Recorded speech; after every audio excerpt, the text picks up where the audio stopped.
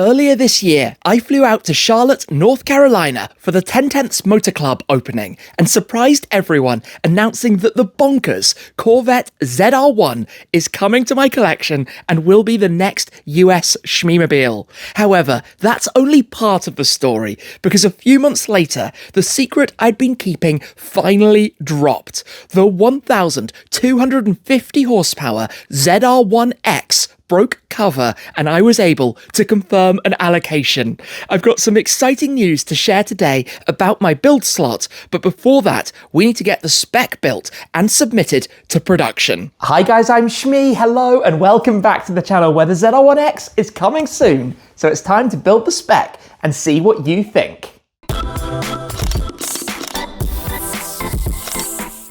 The plan today is to set off from here at the Shmeemuseum, my garage, in the Shelby GT500. We are going to be taking it because, firstly, it's an American car, fitting the theme of today. Secondly, that was the first Shmeemobile that I had ever bought in the United States, taken on tons of tours before eventually importing to the UK. To bring that down, we're going to need to move that out the way first. Focus RS moving, and then we can get the start up of the V8.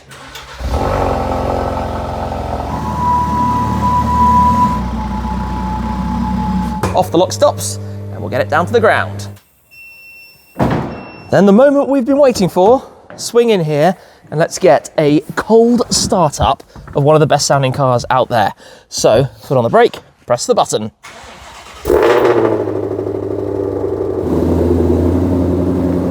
It was back in early 2019 at the New York Auto Show that the Shelby GT500 was introduced, and I thought this would be the perfect car to be a US-based part of my collection. And 2 years later, that's exactly what happened. I took delivery of my Grab-A-Lime carbon fiber track pack example in Florida.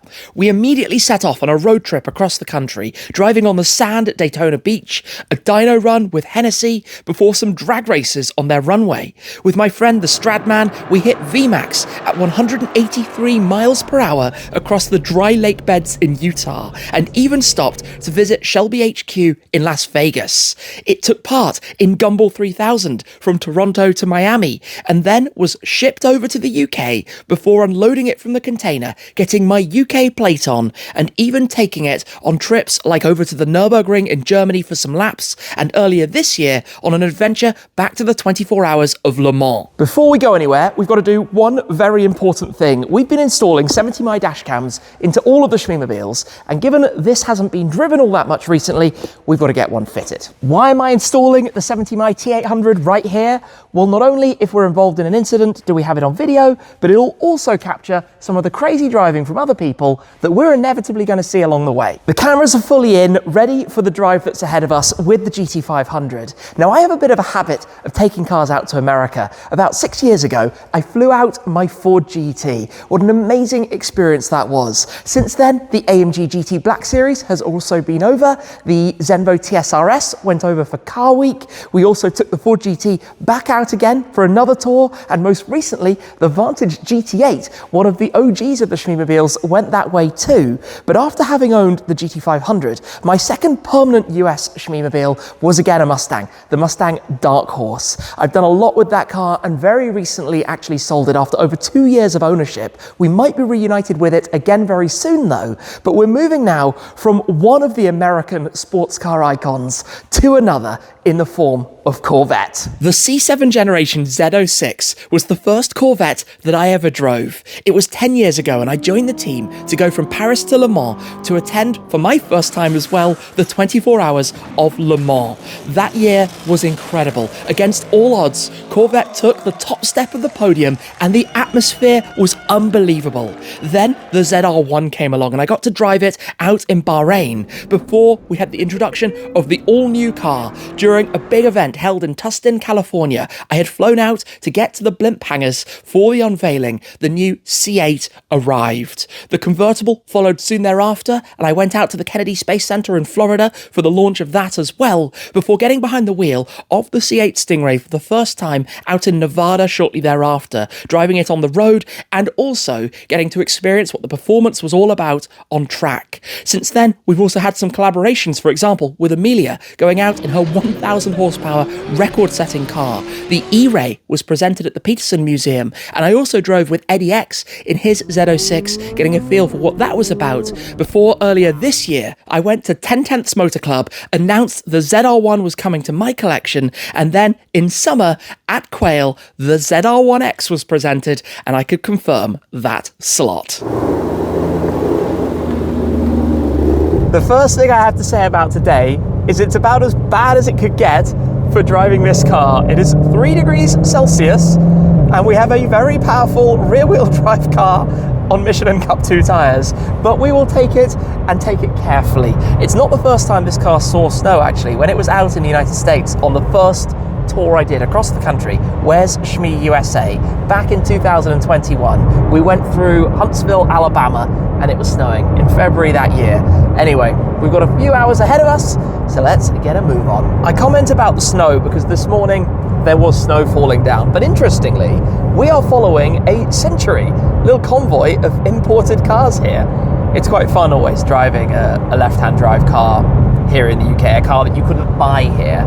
And that is of course currently the case with the ZR1X or the ZR1X. You can't currently buy that model here specifically, which we're going to talk more about later on. The good news is that we've got some sun poking through the clouds. We might be in luck for what we're actually doing today, which I haven't fully explained, although first up, we're pulling into some services, get a quick bite to eat, have a little break, and then tell you a little bit more. Don't let the sun deceive you, it is freezing cold here, but before we go in, I do want to say thank you to the supporter of the channel, 70My. This car is of course equipped with the 4K T800. It's the same model of dash camera that we had in the Vantage GT8 in the US. You remember when that deer went running across the front of the car? That was a close call.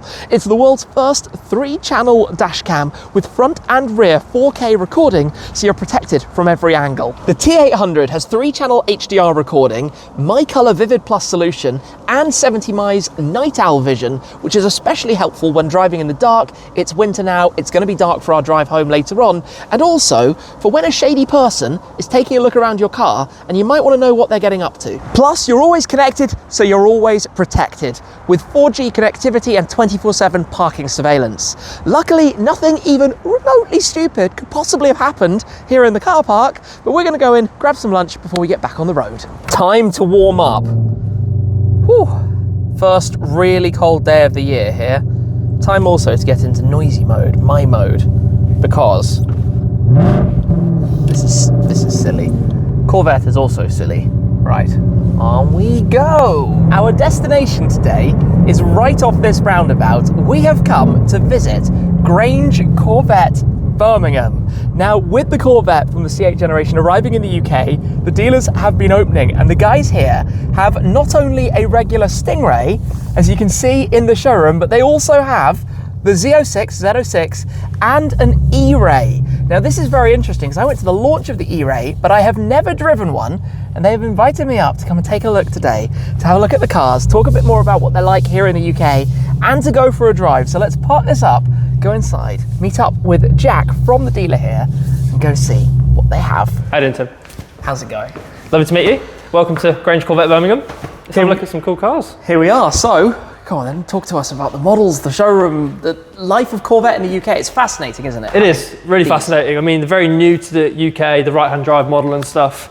We're really excited to now be selling them. As you can see in the showroom here, you've got the Stingray, which is kind of the entry-level model to the family, as you say.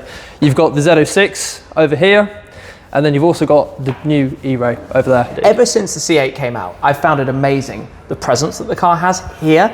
And it's a strange thing, strange concept if you're from the US and you see lots of these, right? Yes. But here, this punches so far above its weight. Do you find that when customers are coming and talking? 100%. I mean, we've got customers coming from other brands that have spent an awful lot more, and you tell them the figures on this and they're blown away by it. They're like, wow, I can afford a brand new one, instead of having to look at something used. And the excitement, the engagement of the drive that this gives to the person driving is incredible. So I've been lucky to spend a bit of time around the Stingrays, okay, coupe and convertible, driven Z06 of course, okay, as well. Cool. But I had never, other than when the E-Ray launched, and I went to the original introduction of it at the Peterson Museum, spent any time around this. Okay. Around the E-Ray, which I think is super interesting because this was the first electrified version of the car. It is, yep. You've done a bit of driving in it. I have indeed. I know it has, you know, certain elements. Like it has a fairly small battery, so it's very performance orientated. Right? Indeed, It's got the kind of stealth drive away. It does, yes. It's got stealth mode, which effectively is a mode where you can drive on the road. It obviously doesn't fire up the engine, and it's also got something called a shuttle mode, which limits it to about 15 miles an hour. You can drive it around your estate, your driveway, without having to start it up and fully get the car going. Interesting. Don't wake your neighbours up early in the morning. That's it. Because they do sound quite good. And you get carbon ceramics as well with the... Yes, they are standard on the E-Ray, which is a massive thing, because not many cars, especially again in this price bracket, come standard with such brakes. Are you finding that if you take the car out, people are kind of, what is that? Do they know what it is? Does the... Very much so, yes. A lot of people, rear view mirror presence in it, it looks very similar to a lot of other cars because it's very aggressive at the front. So you find a lot of people going, what is that? Is it a Lamborghini? Is it Ferrari? And you tell them it's a Corvette and they're like, what's that? And then you explain it to them and they're like, wow, it's come from America, blah, blah, blah, blah. So in a moment, we're going to get the E-Ray convertible out. We certainly are. Watch out for these carbon fibre wheels because we do not want to risk damaging those No. and take it for a little run and see what it's like. That's it. It's going to be time to take a listen. Going to have to get the cold start, the proper start.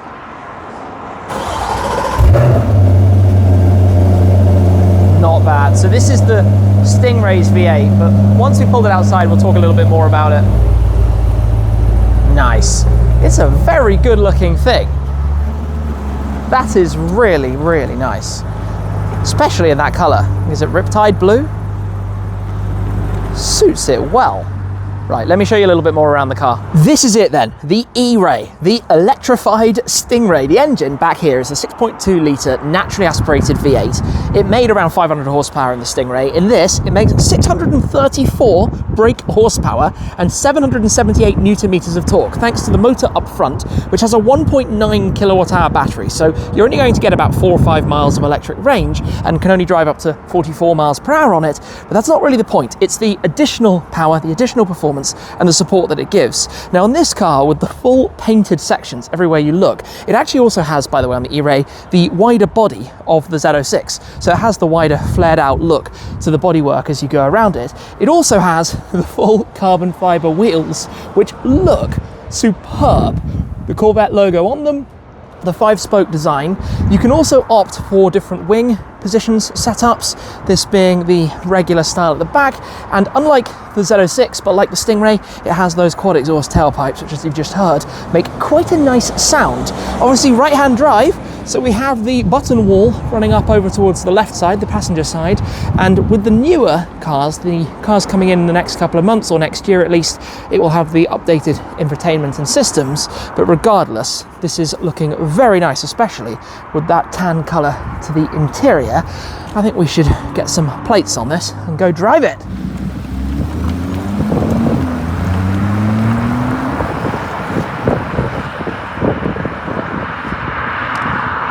It's always amazed me how there are so many displays that tell you a lot of what's going on, right? That's it, yes. And you can customise them, play around with what you need to see, you'll be able to put it where you want it. So driving modes, you twist this. That's it, yep. Sport and then track. Yep. Okay, drop some gears, get a little bit more noise out of it. But then you also have settings the other way. Yep. Presumably something for bad weather. My mode, Which is the customisable mode, play around with the engine, the brake feel, suspension feel, and the steering feel. Okay. What do we have? Weather. Yeah. Obviously.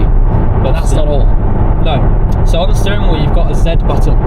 If you click that, you can then start playing around with traction control settings, the speed of the gear changes. It's almost like a push to pass button. Yeah. You click that and it's have some fun. You found a nice road. I like that kind of ability to be able to play. I think this will carry through the different cars. Yeah. And then manual is obviously That's it. obviously with the UK cars, can you spec the lift system? You can indeed. This has got it. Where is it? Oh, it's just there in the middle. That button there, yes. So, but the great thing is it can remember up to 300 GPS points. Cool. So if you raise it on the dash, it will come up saying remember or dismiss. If you hit remember, when you next come to that location again, it will lift it up for you. So if you've got that drive home with annoying speed bumps, potholes, or your driveway, your car knows it will look after you. That's such a simple thing. Yeah, but it makes a huge difference. But yeah, because it's what you forget. When we come to the UK and we drive on these roads, and it's cliche to beat on about it because everybody's heard it before, but the roads here are bumpy, are rough, and it is such a test for a car how well it handles this kind of ground. And this does a much better job than I was expecting. It's very delicate and gentle to drive. You've got that rumble of the V8 behind. Makes these occasional burbles and pops, and luckily, considering European regulation, it didn't have to sacrifice too much power to get through, and lots of extra baffles and things they have to put in the exhausts. I like how well it drives, you know. I'm getting quite excited right now. Well, I kind of wouldn't mind having one here as well, given how rare they are. At this stage, we've actually got a bit of sunshine on us. It's fantastic. Oh, this is a great place just to feel the steering. Connect the car. Of course, it's electric steering setup, but it does a pretty nice job considering the weight of the motors up front. Always slightly skews things.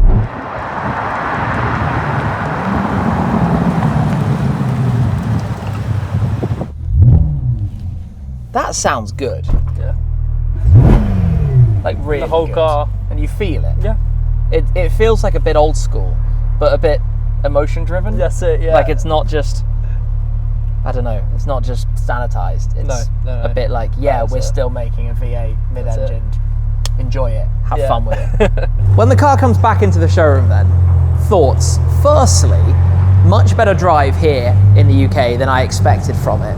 Secondly, the electric system is just working in the background. It just does its thing. Obviously it's four-wheel drive. We're not pushing the performance envelope, so nothing crazy going on in that capacity. Obviously, looking at the different cars, this is the convertible where you have the buttresses of the folding hardtop on the back of it. We saw it with the roof down earlier, we see it with the roof up now, whereas, I mean, again, convertible. The coupe has the rear window. There's a split in the rear window for the ZR1 and the X, and then the removable Targa panel, this central piece, which lifts off and you can stow it away in the storage behind. And I quite like that removable roof mechanism. This is also with the full carbon wing, the ZTK package. So all the aero, the performance package, all the upgrades basically, which I think are a bit of a must. On this topic, to open up the rear hatch, first thing to talk about, luggage space. It's not bad. Obviously you can fit a set of golf clubs back here. You can also probably fit 2 trolley bags and some small luggage around it. I need to prepare for this for the road trips ahead, fitting 1 or 2 weeks worth of luggage in there. What you've got here is the 5.5 litre V8 in the Z06. The ZR1 and ZR1X have twin turbos on that. You've also got a really large glass window back there to give you an amazing view back through towards this hatch, with this one large piece, which happens to have soft close as well. When you drop it down, just press it into position. That will tuck itself down nicely. Now in these cars, you also have a bit of storage in the front, and there's a bit of a trick here, which not everybody knows. There's a button right underneath there. Press that, pops it up. You then get a little beep, and it's ready to open up the front. Got a small storage space area. You lose a tiny bit of this with the electric motor, only about a cubic foot, they say. And obviously in the ZR1 and ZR1X, you have airflow through there instead for the extra downforce, so you don't have any storage space in the front. But even this actually can close down and give it a small press. Soft close tucks it away. Now, other options to touch on with the cars here. So with the Stingray convertible, this has the GT2 seats. So there is a standard GT1 seat. This is the GT2, so a sportier seat, but not necessarily as hardcore as the seat in the Z06, which is the competition seat, which I think suits the more track-focused nature of the car, right? Having the extra supports, side bolstering, and the design to it as well. So this is some great food for thought for me, looking at the different options. I'm going to try sitting in them as well to see where we land. It's time to get back on the road. Thank you to Jack and the team here at Grange Corvette. They have been incredibly helpful. That was a fun experience, but we have a journey ahead of us before it gets snowy again later on. The thing I have to remember now is that it's still only 3 degrees Celsius and therefore pretty cold and slippy.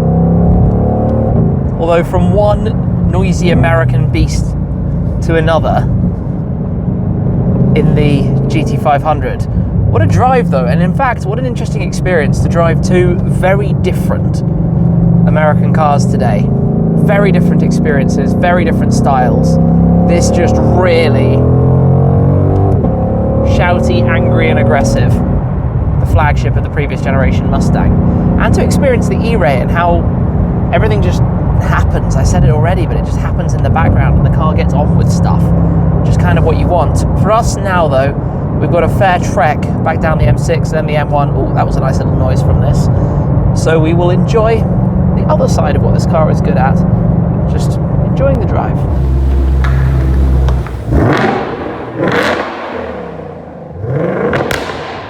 And we are back in the garage. Now, we haven't had anything too crazy today, nothing like when with the GT8 we were driving along and somebody just pulled out right in front of us on a 70-mile-per-hour road without even using the joining lane, but we have seen more than our fair share of people getting themselves in a right muddle in the wrong lane choices. When it comes to the T800, it's recording in 4K. It's always super crisp and clear, and even in low light and dark situations, you can read license plates clearly. In fact, I often go back to look at the footage later on, and maybe one day I should make a bit of a compilation of everything we've seen, because you can imagine, spending a lot of time on the road, we've seen a lot of things. And if you want to get a 4K T800 or one of 70mi's other dash cams, right now is the time. There's a Black Friday sale with up to 40% off via Amazon or via 70mi's official store. All of the information is right down below with the link, so check it out. What are you waiting for? Thank you to 70mi for sponsoring today's video and for supporting the channel. For now, shall we go finally reveal the spec of the new Shmeemobile, the ZR1X? Let's do it. Here goes nothing. It's time to build this car together and to see what you think. Now, I have already submitted the spec, so I hope you're going to like it. They now have launched the 2026 ZR1X configurator. So previously I'd been using the 2025 configurator, which had obviously the earlier interior, so a few differences, and it was for the ZR1, not the ZR1X. And there are a few changes in the options, which I'll talk about as we go through. But the thing I want to say before we build this is, remember, specifications are immensely personal. What I love, you might hate. And that's okay, because it's good to be different. If we all liked exactly the same thing and every car was built identically, how boring would that be? Variety is the spice of life, and I like a bit of a twist. So let's see where this is going to go. Now, previously I'd shown you three different examples. The first was Hysteria Purple, a new colour, and I'm a big fan of purple supercars, but in person I wasn't the biggest fan of it. Then next, Competition Yellow, that link back to Corvette in motorsport, but potentially a little predictable. Then we had Sebring Orange, armed with some blue accents, the launch colour of the C7 ZR1, but I'm not necessarily sure if it's right for the C8. They've also, for 2026, introduced Roswell Green, and if I hadn't recently bought a bright green supercar, I might consider that a little bit more, but I don't like things to be too similar. So shall we do this? Shall we begin? And the first thing is the body style, convertible or coupe. We spoke about it earlier. I don't see myself putting the roof down. We're going to go straight in with the coupe. You can still take off the targa panel if you want to as well. Next comes the model, so the 1LZ specification or the 3LZ, which gives you the bows, the sportier seats, a bunch of other upgrades. Again, I think a bit of a no-brainer. We're going 3LZ. Then we get to colours. And my word, colours are always a very big talking point. So should we go straight in with this? Drum roll, please. We are going with Competition Yellow, Tint Coat Metallic. I can't get away from that story. Being with Corvette back in 2015, when they won at Le Mans with a yellow car, having just driven my first Corvette, a yellow car, it's just too much meant to be. But there is a twist that's coming, and maybe we should skip straight to that. So I'm going to scroll right down, because I do like a racing stripe on a car, and there are quite a few options here. For example, you could do the full edge red dual racing stripe. Maybe a bit too much. What you could, however, change it to is to go with this carbon flash with red accents. That car in 2015 was yellow with red accents, the mirrors and some other details, and I think it's too perfect not to. This suits the car so well. So the other options to go with that, brake calipers, of course, we are going to go with the edge red painted brake calipers to match with the color of the stripes, the exact same shade. We are also, when that has loaded, going to talk about tires, because you can change from the Pilot Sport 4S to the Cup 2Rs on a car I'm going to take delivery of in the middle of winter. Yeah, Cup 2Rs. We're going to do it because track-focused car. That also means you need to add the ZTK track performance package, again a no-brainer to me for this car, with the Magna Ride suspension, and also the carbon fiber aero package with your big wing and your canards. So you can absolutely bet that is happening, because I don't think you should have this car without. We then also have the wheels, and I know what you're thinking, yellow car, it's got to have black wheels. I'm not a black wheel fan. I'm sorry to all of those of you out there who do like black wheels. It's not for me. So we're going to do the bright machined forged aluminium wheels, the dual tone, which I think suits it well and will tie into some of the other options. Lastly, you actually have the option for the electrochromic dimming roof panel. But to do that, you'd have to remove the stripes. So two things here. Number one, I have a few cars with glass roofs. I don't tend to enjoy them or appreciate them all that much. So you're adding some weight, you're adding some cost, and you have to get rid of the stripes. It's not for me. So we're not going to be doing that one. I love how this thing looks already. But let's get to the interior. Now, if you did full red, you'd end up with a very McDonald's spec car, yellow over red. Too much.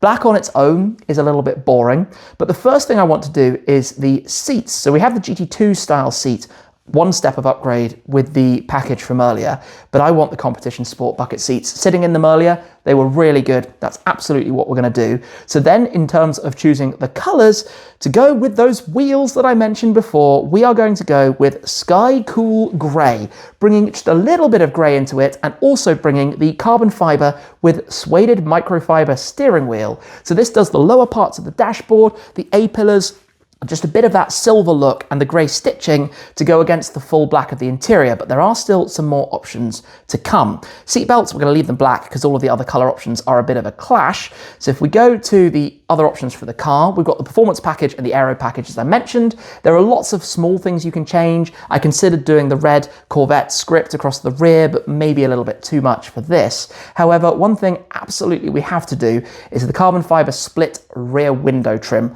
the link to the original split window. One of the reasons for choosing the coupe with its rear deck presentation over the convertible to begin with. We're going to do the carbon fibre mirrors, another must for me. We're going to do the Corvette museum delivery, collecting the car in Kentucky and also coming with a plaque inside it as well. If we keep going through, you've got lots of luggage and storage options. You get the plaque, as I mentioned. Carbon fibre trim. We're going to do the level 2 interior carbon fibre, which gives you the central console and a few other things that it didn't show before. And there are a host of different options here, but going straight to the ones I've gone for. The battery protection package, it's a C-Tech, but I'm going to be leaving the car parked, sometimes for months on end, so we want to be able to leave it plugged in and charging. And lastly, the front lift with memory. You'd be a bit mad to have a car with a very expensive carbon fibre front splitter and not have the front lift. So let's click straight to the summary to share with you then in full screen. This is the new ZR1X Shmeemobile. This is what we're doing.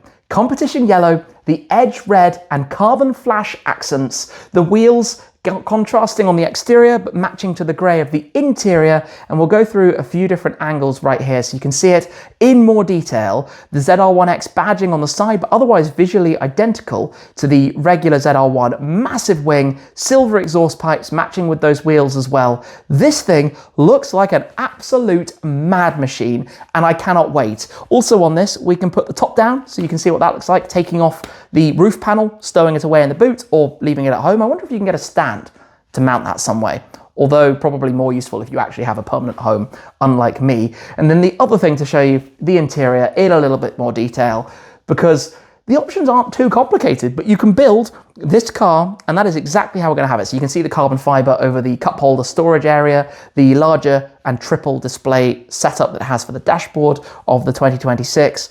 This is what is coming very soon to the Shmeemobiles, and I am super excited about it. I cannot wait. In fact, we've got to go back to that one. That's the view. Lots of the grey to bring out a contrast with the black interior.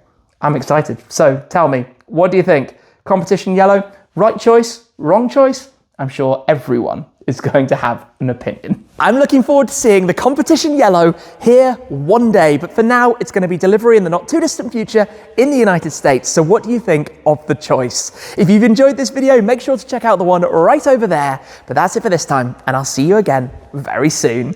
Cheers.